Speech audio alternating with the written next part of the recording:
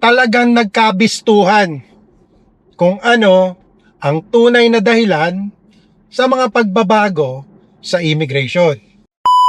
Is because now you're asking Canadians, and you will be in the next election, to trust you to do the right thing in managing this system going forward. If you weren't able to do that over the past few years, why should they believe that you can do it going forward?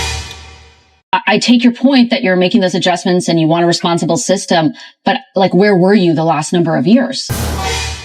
Last 3 years, and some people are blaming immigrants. So I think. Well, I want to be clear. I'm not blaming immigrants, and I that's not what I want to. No, I don't want that to be part of this discussion. I think it's important that we distinguish that this is certainly not on the backs of immigrants, but you yourself. Just before I let you go, Minister, I wanted to ask you about sort of the political story at the background of all of this. I know you're a supporter of the Prime Minister sticking around. No, but you called their concerns garbage. Pinoy ako!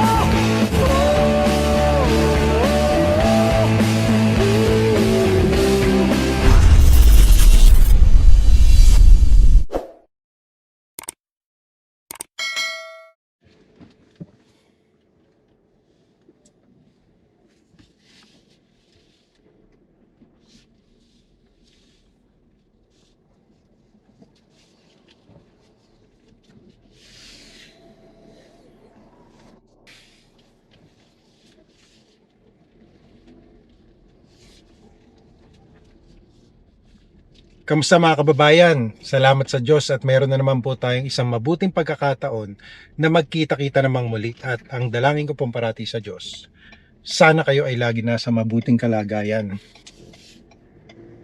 Immigration changes sa Canada. Ano nga ba ang tunay na dahilan sa mga pagbabagong ito? Kasi sa ngayon, ang daming mga pagbabago sa immigration eh. Pero, hindi ba kayo nagtataka mga kababayan? Or hindi na kayo nagtataka kasi alam nyo na rin. Dahil, bakit nga ba? Kung kailan napipinto ang eleksyon, tsaka naman, ganito ang nangyayari. Nagkakaroon ng mga pagbabago. 'Di ba, mga kababayan? Hindi ba sa palagay nyo ay, kasi hindi ako mapalagay eh. Kasi ang palagay ko, ito ay bunsod ng isang political agenda. Yan ang dahilan kung bakit. Sa palagay ko lang naman yon. Kayo mga kababayan, ano sa palagay nyo? Dahil ba sa malapit na ang eleksyon, kaya nagkakaroon ng mga pagbabago? Or hindi naman talaga? Talaga naman pure ang intent nila sa pagbabago. Kasi ang slogan nila is to strengthen immigration daw. Ngayon, may ipapapanood ako sa inyo mga kababayan na interview ni Minister Mark Miller, kung saan talagang inipit siya nung nag-i-interview. At sa interview na ito, talagang nagkabistuhan kung ano ang tunay na dahilan sa mga pagbabago sa immigration. Ipapapanood ko po sa inyo yung video, pero talasan nyo mga kababayan ha. Kasi sa interview ito, marami siyang mga sinasabing reason. Pero, yung reason ba na sinasabi niya ay totoong reason or palusot lang niya? Eto mga kababayan, panoorin niyo po ito. Here's my conversation with Immigration Minister Mark Miller. Hi, Minister Miller. Good to see you. Actually, nice to see you. Thank you very much for coming into studio. I appreciate it. I wanted to start off by asking you a question in reference to another one I asked you 9 months ago, almost to the day, at that cabinet retreat in Montreal, I believe it was. I asked you about reducing permanent immigration levels. You said at that time, I would say quite clearly, we are not looking at a reduction at the permanent levels of immigration. You are now cutting exactly that by 20%. What changed so drastically in the last 9 months? I'd say a number of things have changed. The economy certainly isn't in the place that it was 9 months ago. When I took over this portfolio a year and a half ago and froze the levels as they were, I really undertook, one, not to be dogmatic about the analysis that I had on the permanent residency levels, on the importance to give a proper snapshot this time of year of the entire population growth and what immigration looks like in the country, so including temporary residency. I think it became clear to me over the last few months as we finalized the levels plan, this is something that takes some time, that there was a need for a reduction not only in the temporary resident space, but also in the permanent residency space, so we could give to Canadians a plan that is reasonable, that shows to Canadians that we can do measured, controlled, managed population growth and immigration in this country. And that we did have to take stock and responsibility for the volume growth that we've seen in the last few years. Not to criticize it, because it's been indispensable for keeping us out of recession, for making the labor market younger, but it's come with some challenges. And those challenges have become more acute. And listening to Canadians over the course of the last year, listening to economists, listening to all the organizations that approach me, that we go out and talk to, provinces and territories, it's clear that this was something that made sense in the context and will make sense for the next 3 years as we manage that. Certainly, but respectfully, those challenges that you identify were acute prior to 3 months ago. Your colleague, the Minister of Housing, for example, Sean Fraser, who preceded you in this position, over a year ago at another cabinet retreat in PEI, used the word crisis in an interview with me to describe the housing situation. That challenge, as it existed, was already acute a year and a half ago, but yet it took you all this time to come to the conclusion that the very clear lever you had at your disposal was one you were prepared to use. Why? Bakit ka nagkakaroon ng cut down ngayon lang? Whereas, dati nang ganito na talaga yung sitwasyon. I-describe nga niya yun as acute. Ibig sabihin, grabe na talaga yung sitwasyon sa immigration noon pa lang na tinanong niya itong question na ito. Well, I think we have to look at, when it comes to the housing crisis itself, what the volumes of immigration have done to contribute to affordability generally. I think that's an important pedagogical, intellectual exercise that has real repercussions on people's lives and on people that come here. I think with the current numbers and the growth that we've seen, that we've acknowledged, we probably should have gotten right with a better mix, is something that is important to acknowledge, but also make the proper adjustment to make sure that we are acknowledging the importance that a housing crisis that is 30 years old is something where we do have a number of levers, and immigration is one of them. So this is only one tool in the toolkit that we are making important changes to. And we do, if you look at the international student program, the postgraduate work permit programs that come with international students, those measures are actually working. Reduction of 43% of incoming students. That has had sectoral impacts in places like Toronto, Surrey, Vancouver. But that shouldn't be the end of the discussion. Canadians want a managed immigration system, and that includes the significant decisions that we took today that bring us back something like the plan that we had in 2020 with respect to permanent residents, but also fold in a better snapshot of what immigration looks like in the country. I guess I'm still confused, though, and I don't really understand. I don't understand, like, it's an intellectual exercise, but one that has had very real world consequences for people, not only who are native to this country, but those immigrants that you're referencing as well, right? Who want a place to stay, who want to be able to access healthcare and education. And I take your point that you're making those adjustments and you want a responsible system, but like, where were you the last number of years? Well, I think we're in a unique situation of coming out of COVID, where we had huge labor shortage. We had, in my home province, huge labor shortages going into COVID. The real challenge here is not to overcorrect and to do this not as a knee-jerk reaction, but as an... But that's 20%. This is not tinkering at the edges. I think it's significant. And as I mentioned at the last cabinet retreat to you and the last time you interviewed me, that any adjustment that we would make, contemplating a reduction, would not just be cosmetic, and had to make sure that it was actually responding to what Canadians were saying to us, what economists are saying to us. And I believe it does. I think what we put forward today is not only reasonable, but is the federal government asserting its further control over the immigration system that it has some responsibility for. And that's what we're doing today. I guess the reason I keep asking about why the absence of exercising those levers in the last number of years, though the economic issues were still as acute as they are today, is because now you're asking Canadians, and you will be in the next election, to trust you to do the right thing in managing this system going forward. If you weren't able to do that over the past few years, why should they believe that you can do it going forward? I mean, there are a number of counterfactuals we could look at, Vashi, whether continuing this would have been the right course. I don't think it could have. We put in front of Cabinet a number of options that were reasonable. People took different positions. Canadians have different positions on it.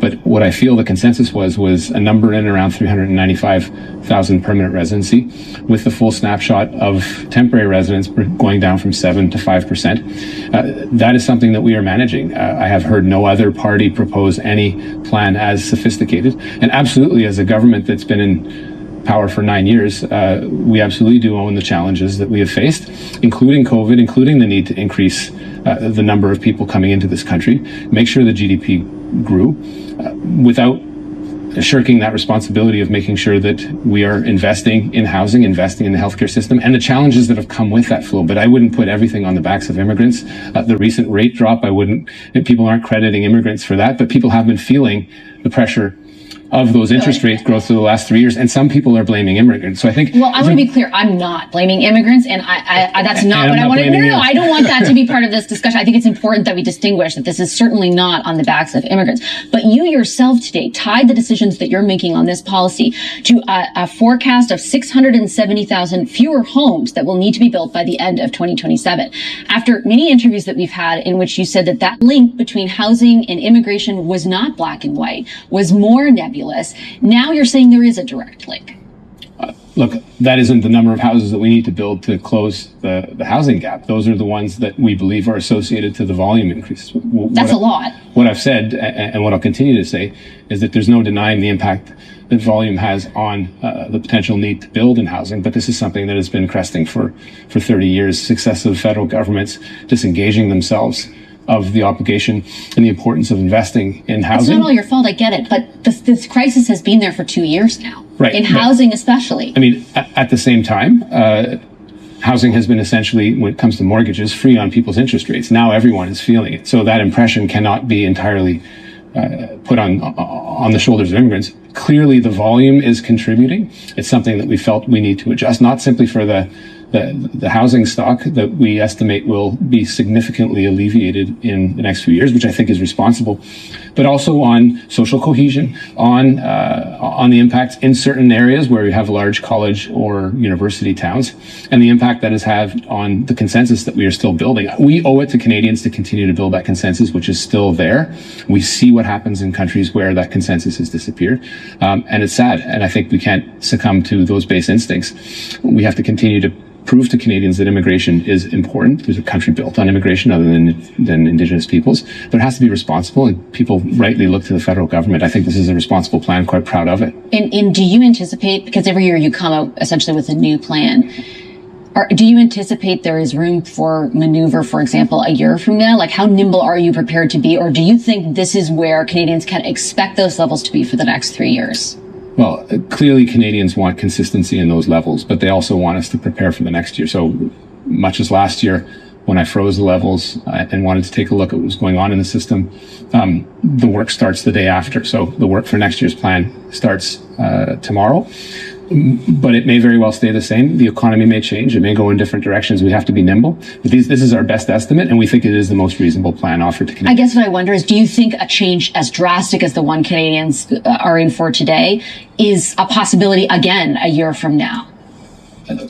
Neither you nor I can predict the future, but I think it's something that we'll be constantly be ready to adjust for. This is our most reasonable estimate currently of what Canada will need in the next 3 years. You will find economists that will tell you that it's a fool's errand to predict the labor market in 3 years. The federal government has the responsibility to at least give some thought as to what that means, and to make sure that people coming into the country have the right skill set to match offer and supply.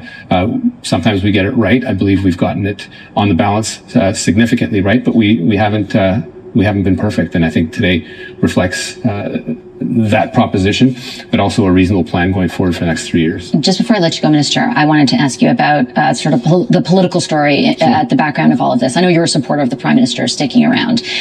Today, standing next to you, he said pretty emphatically that he will be the leader of the party heading into the next election.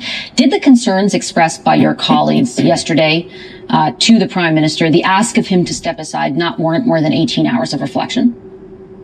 Well, look, I think he is quite certain that he wants to lead the Liberal Party and Canadians into the next election.